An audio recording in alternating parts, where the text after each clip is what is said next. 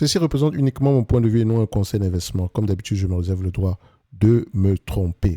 Donc, on va faire une analyse quantitative assez rapide ici. C'est une entreprise qui se paye jamais à 25 fois les bénéfices. 25 fois les bénéfices, ça veut dire, est-ce que c'est un business prévisible? Oui, 83% du temps ici, les analystes font de bonnes prévisions. Donc, ce qui veut dire ici, on s'attend à 8,65 €, 8,65 d'ici 2026 par rapport au prix actuel à 222 euros. D'accord? Donc, en date ici du 22 du mois d'octobre, je précise bien, ça donne à peu près un rendement de 3,89%, presque 4%. Donc, l'entreprise est correctement évaluée. Si on ne prend pas en considération la dette, donc ce qui veut dire ici qu'à 25 fois les bénéfices, ça donne 216 euros, moins la dette nette. Ok, la dette nette est de combien en date d'aujourd'hui? On a une dette nette, voilà, je mets ça, c'est une compagnie européenne, 216, moins 20 euros ici, ça donne combien? 216, moins 20.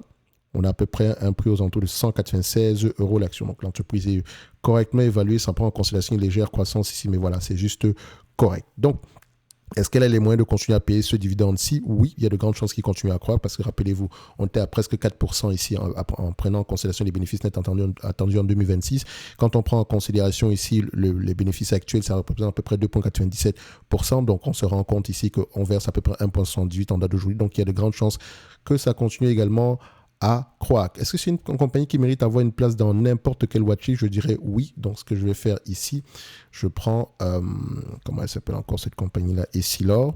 Rappelez-vous, on en a parlé il y a très longtemps, Essilor. Elle était intéressante déjà à ce prix-là. Et on avait un target justement aux alentours de 200 $. Et je pense qu'on était à 200 euros par là et poussière. Pourtant, on était à peu près à 140 euros, je me souviens. Il y a peut-être 2 ans aujourd'hui.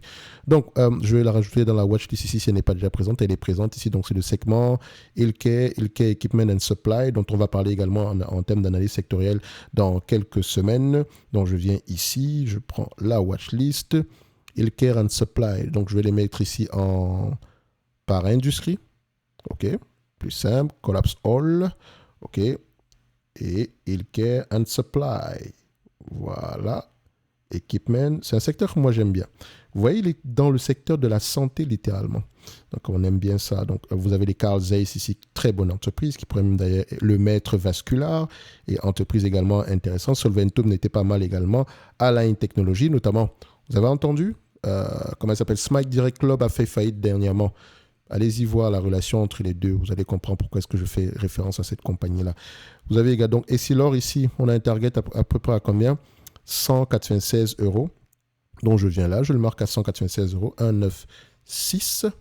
Voilà, Coloplast également, très belle entreprise, Medtronic, comment on appelle, Intuitive Surgical, comme d'habitude, bizarrement, ça explose, n'est-ce pas? On en a parlé également il y a quelques temps. Voilà, on met ça là. Donc comme ça, si vous avez accès à la voici, vous saurez que l'entreprise en date d'aujourd'hui est limite correctement évaluée. OK. Donc, ceci n'est que mon point de vue, non un conseil d'investissement. Comme d'habitude, je me réserve royalement le droit de me tromper. Donc, en lien dans la description de la vidéo ici, vous avez les produits offerts par la maison où vous allez retrouver, ça tombe bien, une analyse ici, enfin, ce que je pense des résultats financiers ici de Essilor pour le Q3 2024. D'accord? Vous allez retrouver ça ici gratuitement. Donc, la watchlist, c'est à ce niveau-ci. Pour ceux qui veulent apprendre à lire les rapports financiers, les états financiers et ainsi qu'analyser les rates, vous avez le pack du débutant ici. D'accord? Donc, l'analyse sectorielle, etc. Je vous laisse voir ça en description. Là, si vous avez des questions, vous avez un appel. Donc, si vous avez également des questions au-delà de l'appel, vous pouvez aller sur Instagram. J'ai mon lien Instagram en description de la vidéo. Donc, pour moi, ici, en date d'aujourd'hui, Essilor Luxottica est correctement évalué. Mais j'ai un problème avec cette compagnie. Je ne comprends pas pourquoi elle a racheté Suprême. Je n'arrive pas à comprendre. Pourquoi est-ce qu'elle l'a fait? Elle vend des lunettes et rachète une entreprise qui vend des vêtements.